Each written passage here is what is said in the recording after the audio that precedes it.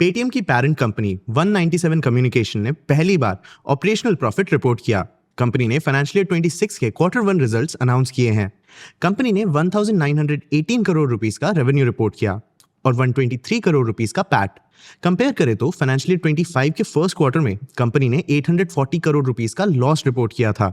सिर्फ 18 मंथ्स पहले जनवरी 2024 में पेटीएम सर्वाइवल के लिए भी स्ट्रगल कर रहा था और आज कंपनी ने एक फाइनेंशियल टर्न अराउंड कर दिया। लेकिन इस इंप्रूवमेंट के बावजूद 6 अगस्त 2025 को कंपनी के लास्ट चाइनीज इन्वेस्टर ने कंपनी से एग्जिट कर लिया। एंडफिन ने पेटीएम में अपना पूरा 5.84% स्टेक 3,800 करोड़ रुपीस में बेच दिया। तो भला पेटीएम के बिजनेस का एग्जैक्ट कंडीशन बिगड़ा कैसे और कंपनी ने अपने फाइनेंसेस कैसे इंप्रूव किए? कंपनी का करंट फाइनेंशियल परफॉर्मेंस कैसा था? कंपनी से इन्वेस्टर्स के एग्जिट का इम्पैक्ट क्या होगा? पेटीएम के फ्यूचर प्रोस्पेक्ट्स क्या हैं? आज की वीडियो में हम ये क्वेश्चंस आंसर करेंगे। सबसे पहले हम पेटीएम का ऑपरेशनल टर्न अराउंड समझेंगे, फिर हम कंपनी का करंट फाइनेंशियल पोजीशन समझेंगे, हम कंपनी से इन्वेस्टर्स के एग्जिट के बारे में भी समझेंगे, एंड में हम कंपनी के अपॉर्चुनिटीज और चैलेंजेस को भी एक्सप्लोर करेंगे। चलिए शुरू करते हैं। सबसे पहले पेटीएम का ऑपरेशनल टर्न अराउंड। कंपनी के इंप्रूवमेंट को समझने के लिए पहले हमें कंपनी का स्ट्रगल समझना होगा। जनवरी 2024 में रिजर्व बैंक ऑफ इंडिया ने पेटीएम पेमेंट्स बैंक पर रेस्ट्रिक्शंस लगा दिए। इस एक डिसीजन से कंपनी के वॉलेट बिजनेस, फास्टैग ऑपरेशंस और सेविंग्स अकाउंट्स डिवीजन कोलैप्स हो गए और इस डिसीजन का इम्पैक्ट कंपनी के फाइनेंसेस पे भी पड़ा। इस डिसीजन के एक महीने पहले दिसंबर 2023 में कंपनी ने 2,850 करोड़ रुपीस का अपना highest ever quarterly revenue report किया।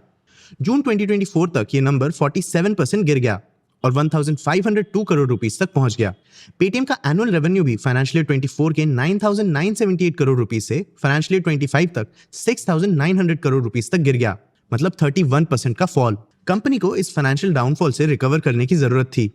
इस रिकवरी के लिए पेटीएम ने अपने वर्कफोर्स और ऑपरेशंस दोनों में चेंजेस लाए। फाइनेंशियल ईयर 24 से मार्च 2025 तक कंपनी ने अपना वर्कफोर्स 44,000 से 39,400 तक रिड्यूस किया।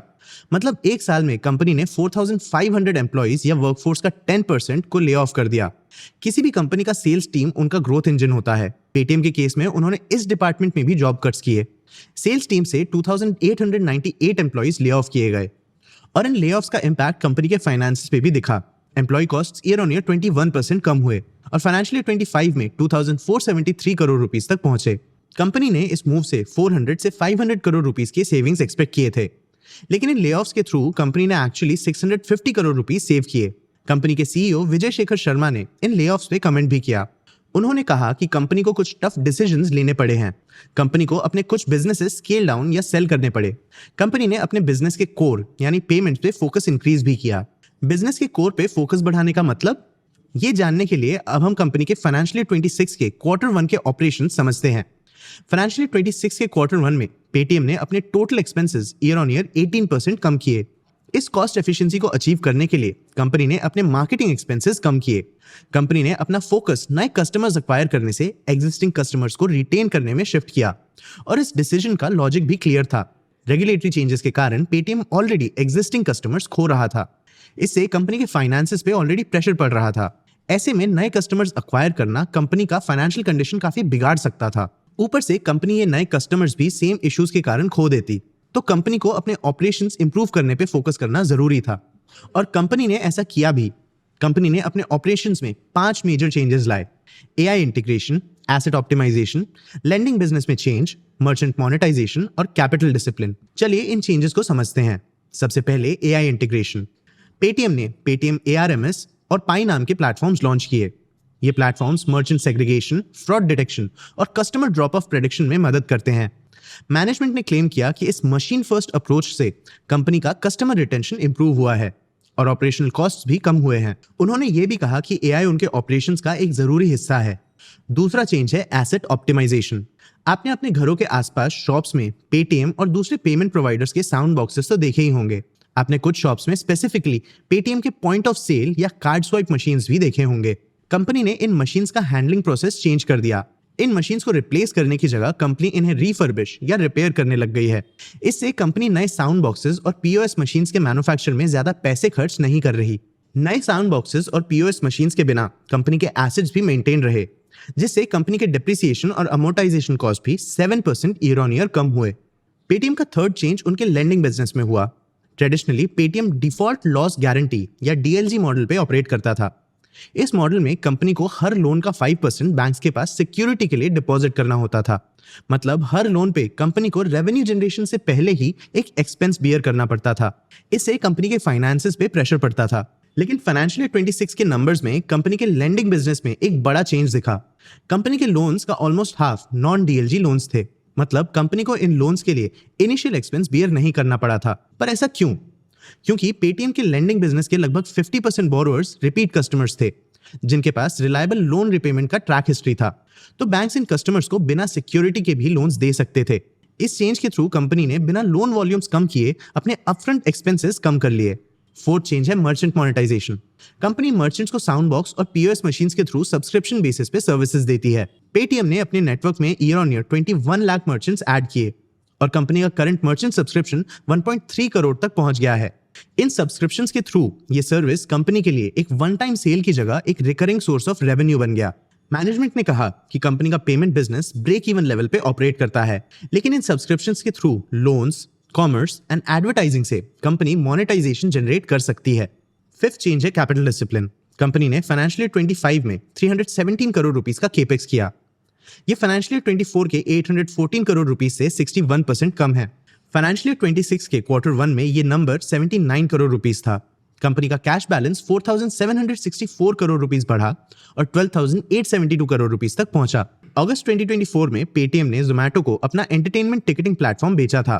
कंपनी ने अपने स्टॉक एक्विजिशन राइट्स भी सेल किए। इन सेल्स ने कंपनी के कैश पोजीशन में 4,386 करोड़ रुपीस कंट्रीब्यूट किया। मतलब कंपनी फ्यूचर केपेक्स के लिए रेडी है, लेकिन अभी कंपनी अपने इन्वेस्टमेंट्स मैनेज और ऑप्टिमाइज करना चाहती है। कंपनी ने अपना ज्योग्राफिक एक्सपेंशन भी कंट्रोल किया है।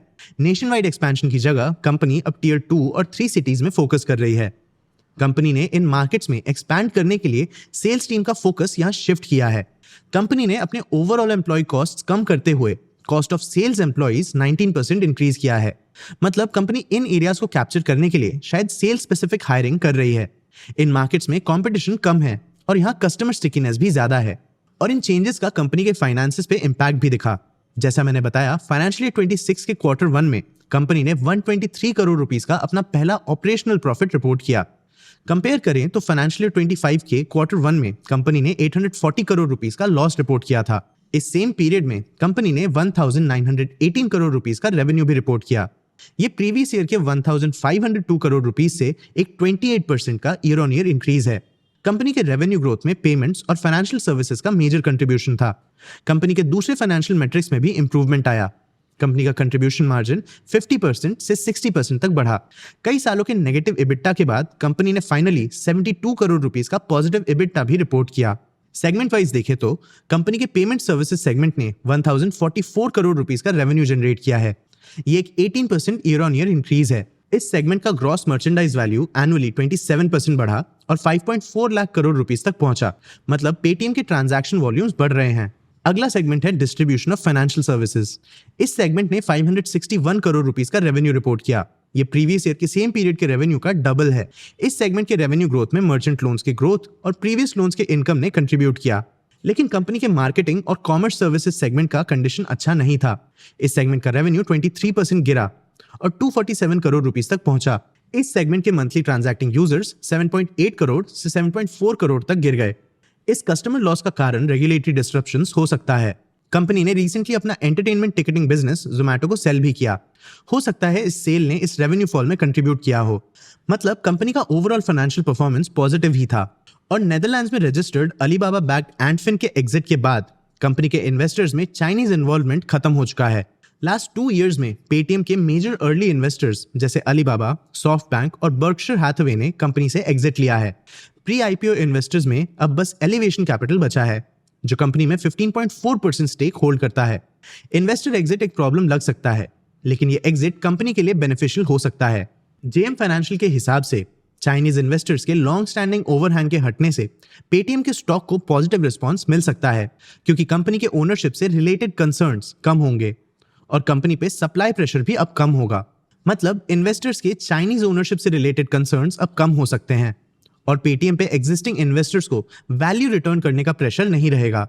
कंपनी पे इन्वेस्टर्स के लिए फोर्स्ड सेल्स और सप्लाई ग्रोथ का प्रेशर भी नहीं रहेगा। और तो और ये इन्वेस्टर एग्जिट पेटीएम को रेगुलेटरी रिक्वायरमेंट्स फुलफिल करने में भी हेल्प कर सकता है। पेमेंट रेगुलेटर्स चाहते हैं कि इंडियन फाइनेंशियल सर्विसेज में डेटा लोकलाइज्ड रहे और इन एंटिटीज में फॉरेन ओनरशिप भी बहुत ज्यादा ना हो। करंट इन्वेस्टर एग्जिट इन रिक्वायरमेंट से अलाइन करता है। अब ये तो था कंपनी का करंट सिचुएशन। चलिए अब कंपनी के फ्यूचर प्रोस्पेक्ट्स भी डिस्कस कर लेते हैं।